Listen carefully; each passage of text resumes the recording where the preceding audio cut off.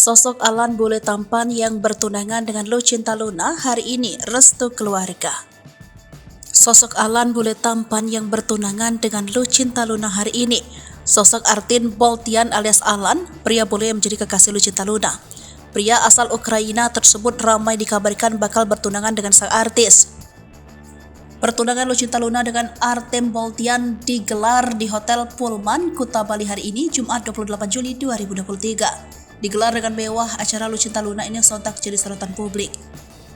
Lucinta Luna bahkan mengucap syukur atas dimudahkannya proses menuju pertunangan dengan Alan. Diketahui pesta pertunangan mereka akan dilaksanakan pada hari ini pukul 3:30. Sementara itu tak sedikit netizen yang penasaran dengan sosok Alan, pria bule disebut Lucinta Luna bakal menikahinya. Dijelaskan Lucinta Luna kedatangan Alan ke Indonesia adalah untuk mendapat restu dari keluarganya.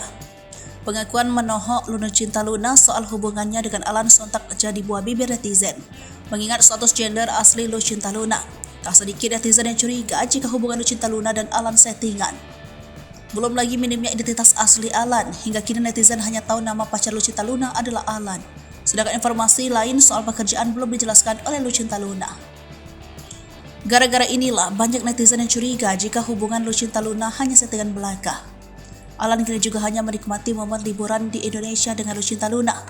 Dia juga tak segan mengikuti kesibukan Lucinta Luna sebagai public figure.